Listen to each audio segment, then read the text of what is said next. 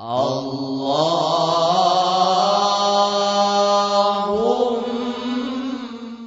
إلى حضرة النبي المصطفى محمد صلى الله عليه وسلم وكافة الأنبياء والمرسلين والملائكة المقربين والعلماء العاملين والمصنفين المخلصين وإلى جميع المجاهدين في سبيل الله رب العالمين ثم إلى آبائنا وأمهاتنا وأصولهم وفروعهم ثم إلى مصنف هذا الكتاب شيء لله لنا ولهم الفاتحة.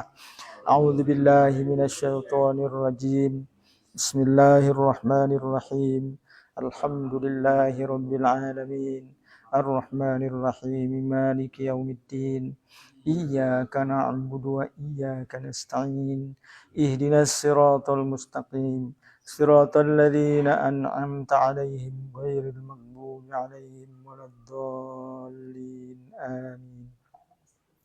نويت التعلم والتعليم والتذكر والتذكير والنفع والانتفاع والإفادة والاستفادة والحث على التمسك بكتاب الله وسنة رسوله صلى الله عليه وسلم والدعاء إلى الهدى والدلالة على الخير ابتغاء وجه الله ومرضاته وقربه وثوابه وحسن الخاتمة مع اللطف والعافية وصلاح العاقبة.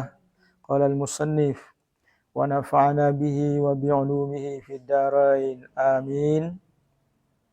إلى أن قال al-buka'u 'alal mayyit, menangisi mayat.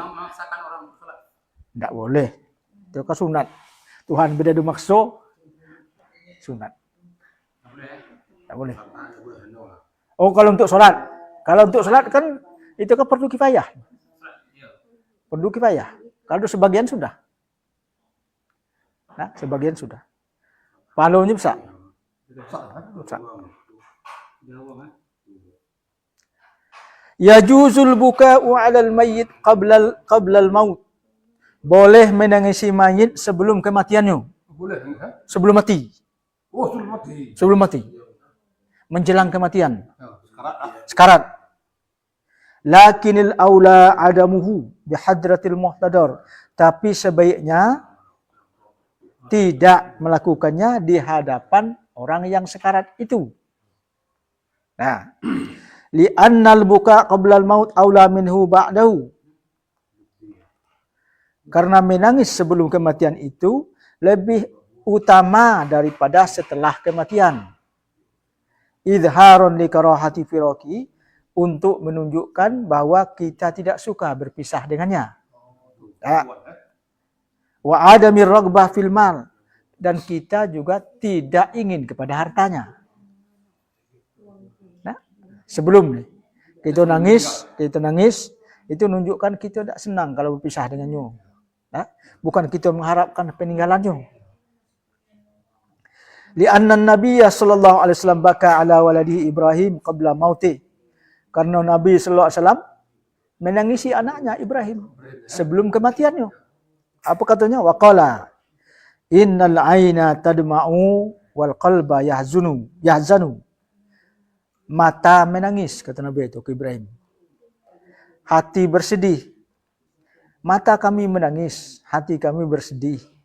Wala naqulu illa ma yurdi rabbana. Dan kami tidak mengucapkan apa yang tidak disenangi oleh Tuhan kami.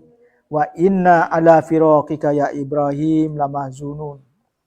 Wahai Ibrahim, berpisah denganmu sungguh membuat kami bersedih. Sebelum Ibrahim mati. Nah, anak Muhammad ada Ibrahim. Nah, thumma zarafat ainahu. Kemudian Nabi menangis.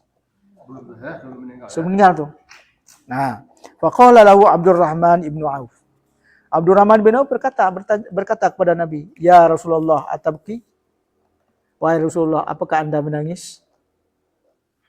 Nah, awalam tanha 'anil buka? Bukankah Anda melarang kami menangis?